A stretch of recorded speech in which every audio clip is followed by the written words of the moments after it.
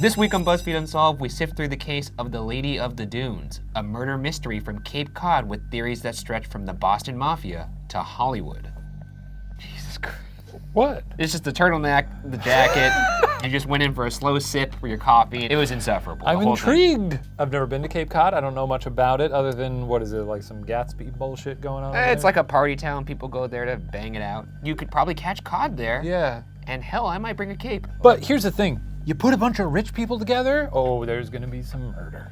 All rich people are murderers. What's fancy coming from you and your silk turtleneck here?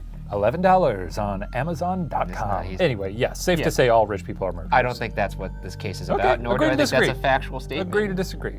Okay, yep, drink your coffee. Drink it, go ahead. Oh, you son of a... All right, Leo, let's just get into this.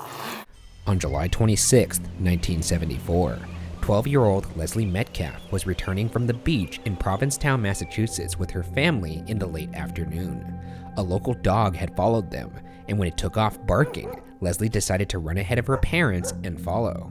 First off, you got any guesses what that dog was barking at? I don't know. I don't like dogs. I was running for exercise, and a rotten Dalmatian jumped right up against a fence and started growling for no reason, just because I was passing. I'm a nice man. Well, they do hate squirrels. Do you think he thought there was a little bushy squirrel tail on your face? No, it was dark out. I worry about this. If I ever have kids, them running away, then you see parents with their kids on leashes, and you're like, well, that's wrong. Yeah. But the more I think about it, I'm like, maybe put your kids on a leash. Spent that whole time, didn't even answer the question. What was the dog barking at? That was the Anything. Dogs bark at All right, anything. that would have been an acceptable... Dogs bark at mailman. Dogs bark at a bird in a tree. Anything would have been an acceptable answer. You'd be a horrible contestant on Family Feud. In the dunes at Race Point Beach, amongst the scrub pines a mile east of a ranger station, Leslie discovered the decomposing body of a naked woman, approximately 5 feet, 6.5 inches tall, 145 pounds, between 20 and 40 years old, lying on one side of a beach towel, with her head on top of a folded pair of jeans and a blue bandana. It's estimated the body had been lying there anywhere from 10 days to 3 weeks before being discovered. Her head had been crushed on the left side, and she had been almost entirely decapitated. While no weapons were found, it's believed that something akin to a military entrenching tool was used to nearly sever the head. Also noticeably absent from the corpse were the victim's hands, presumably removed to avoid identification via fingerprints. Well, that's a lot. I will say that when you look at the details of the crime scene, it would seem that this was done by somebody who wasn't, I guess, like an amateur. Also insane that it had been there for 10 days to 3 weeks. It's a long time. The body goes through some stuff. But even from beyond that, like beyond the state of the body when you find it, 10 days to 3 weeks is a long time for it not to be discovered. But out there on the dunes, man? It's wide, it's expansive, though it is only a mile away from the ranger station. It would suggest that maybe the killer is a little bit more ballsy than would let on. Or they just know that the ranger is a doofus who's not good at their job. The violent state in which the body was left obviously suggested murder, and with no apparent sign of a struggle at the time, authorities believed that the unidentified victim would have known her murderer. Some of the only evidence of another person being around were size 10 footprints that indicated a heavy person who was running, and Provincetown Police Chief Jimmy Meads said the killer likely drove the victim to the dune in a four-wheel drive sand vehicle to sunbathe. It's interesting to me that the footprints lasted that long. Could have also been someone who just stumbled upon the body and was like, you know what? We run into this a lot, I don't know though. about this. If you saw a body, would you call it in? Yes, I would. You have to, right? I would, Yeah. but I can understand where if, let's say you got a warrant out, maybe you didn't pay your taxes, you stumble upon a body, you don't want to invite any of that. It's probably safer to walk away sometimes. You do usually paint yourself as suspect number one when you call in something. Yeah. Which isn't that fair. So you stumble upon this body. What's your tone when you tell them? Hey, how's it going? I just, Oh, buddy.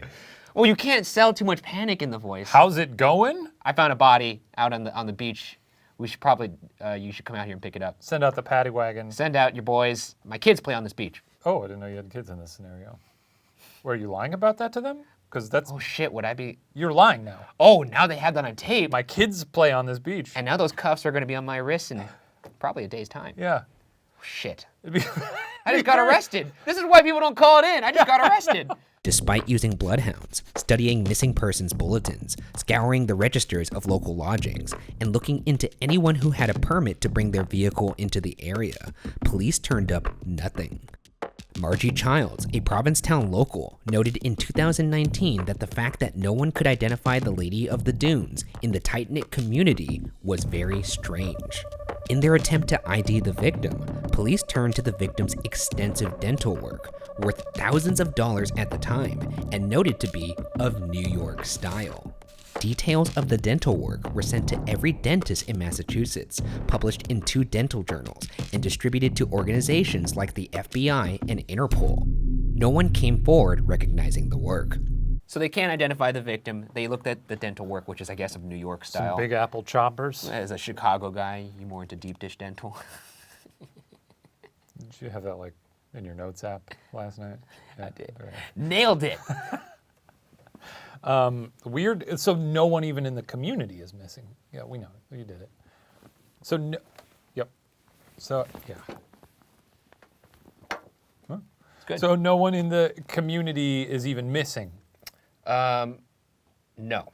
Now the dental work is interesting to me because that is a fair amount of work being done. So obviously this person is not somebody that just wandered in off the street. When they say New York dentistry, does I have no idea what the hell that just means fancy? Like this was clearly done by, you know, not your country bumpkin dentist. I have no idea. My dad's a dentist himself.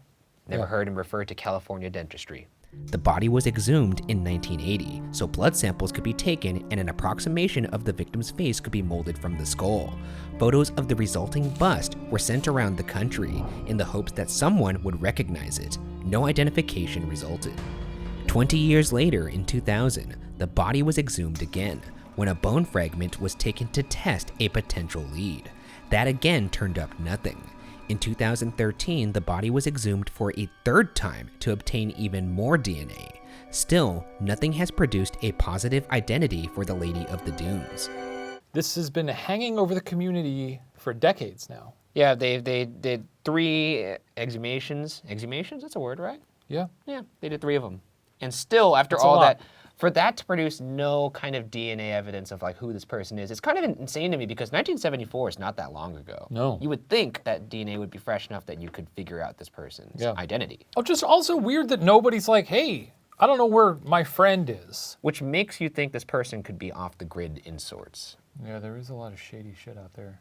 With an unidentified murderer and an unidentified corpse, it's time to launch into theories. Our first theory is about the victim's identity and comes from the Tumblr of Joe Hill, the son of Stephen King. Is this the first time Tumblr has played into... This is the first time Tumblr has made an appearance. The Tumblr crowd is such a vocal fan base of our show. They're very supportive of Unsolved. They always have been. That being said, I'm pretty sure this Tumblr user is not. But I could be wrong. He's the son of Stephen King, so maybe.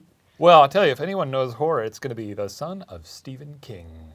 Hill's interest in the Lady of the Dunes was sparked after reading Deborah Halber's book, The Skeleton Crew, How Amateur Sleuths Are Solving America's Coldest Cases.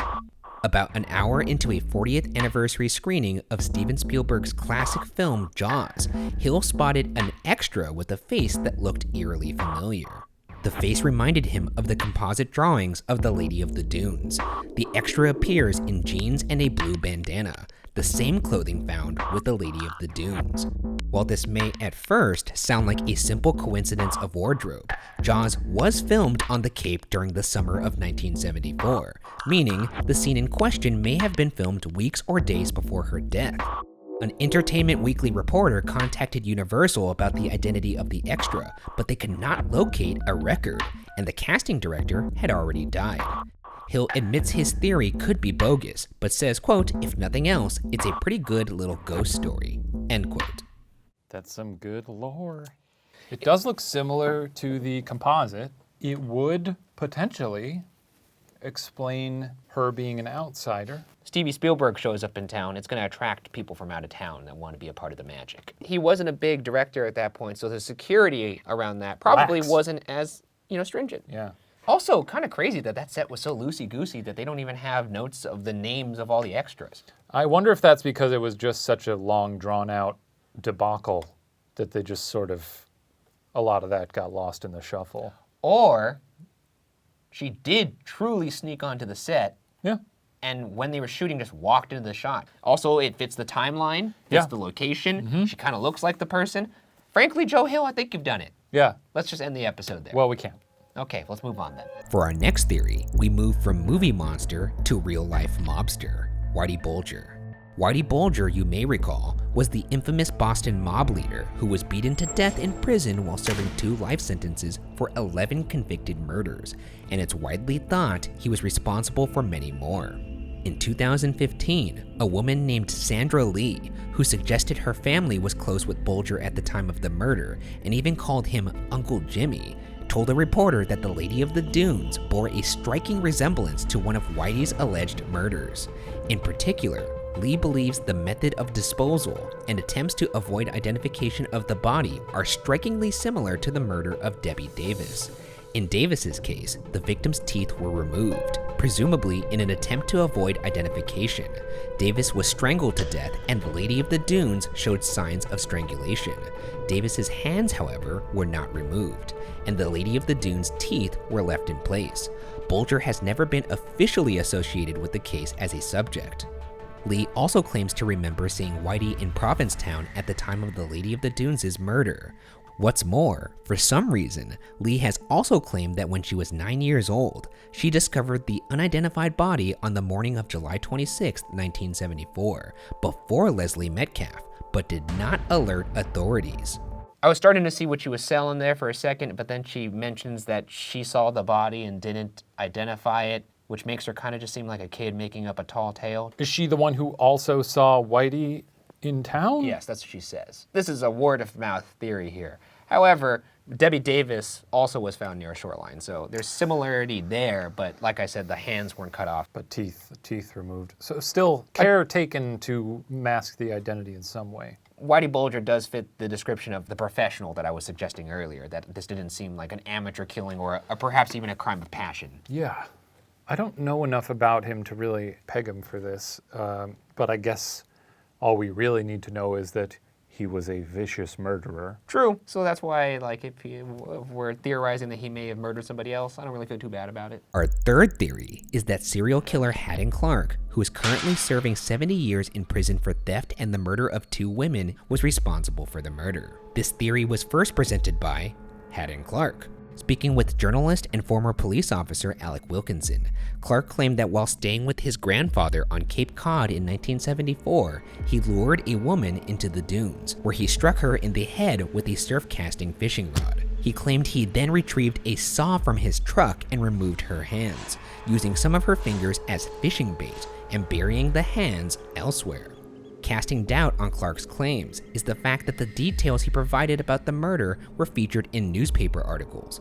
Clark also has a history of claiming involvement in other murders that never checked out. Bullshit. What a liar.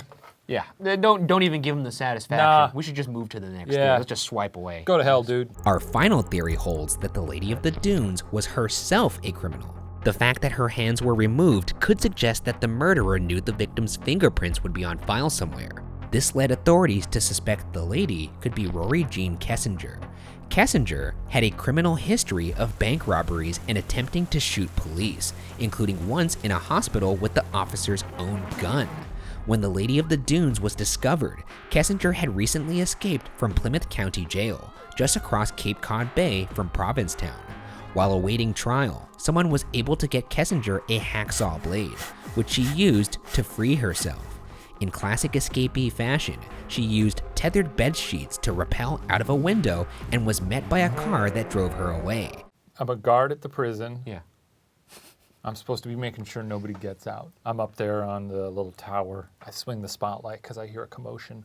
I see a woman crawling down the side of the building. I go to sound the alarm, and then suddenly I put it down. I'm so impressed with this lady. Is she a monster? Is she bad? I mean, she did attempt to shoot a police officer with his own gun. What are you gonna do?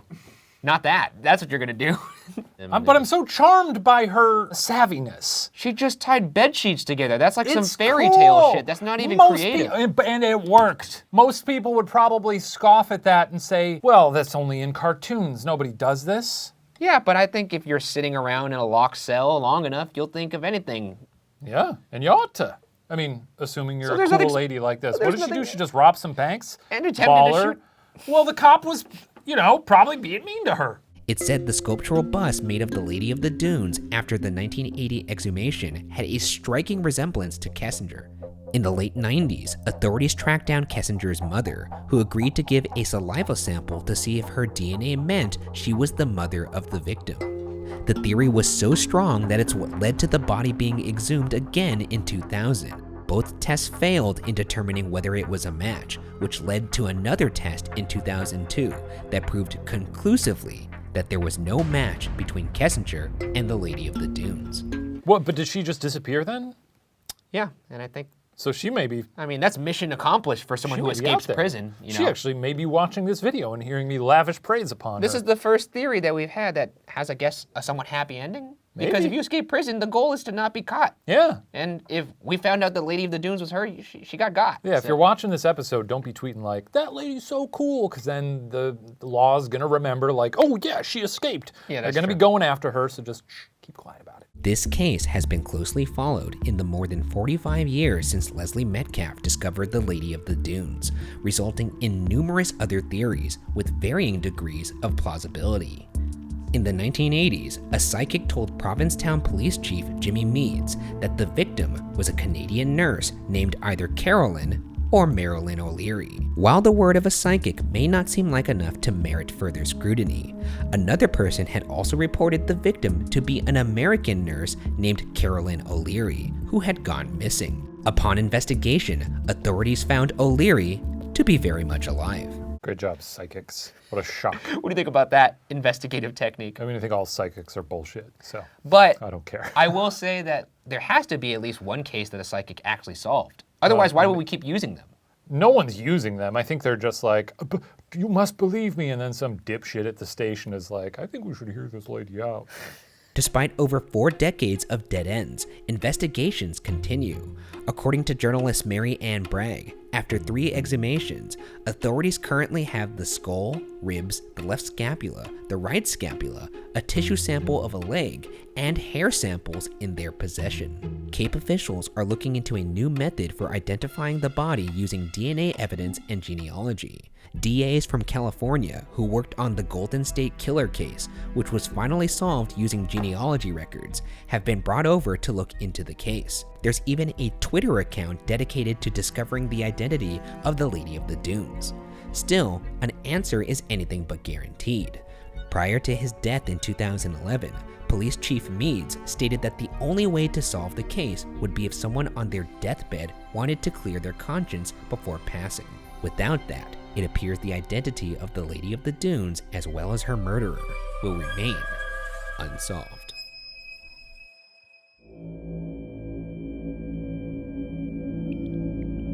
Nutso. Yeah, it's a crazy case. I gotta say, after all those theories, and this is not just because I love the film Jaws, I do think it's actually a very interesting theory. It is interesting, but at the same time, I don't know if there's enough there. Maybe. And frankly, I'd like to enjoy the film Jaws without every time watching it being like, it's the Lady of the Dunes. The thing about the theory, though, is it doesn't solve the case. It just solves the identity of her. It doesn't have any kind of bearing towards who the criminal or the killer is. Yes, but once you figure out the identity, then You could start opening up a network. yeah, quite a prominent one, I would That say. is true. Well, we've once again failed. Thoroughly upsetting story with no conclusion. You know what? The turtleneck grew on me. Thank you. How about that mustache? No.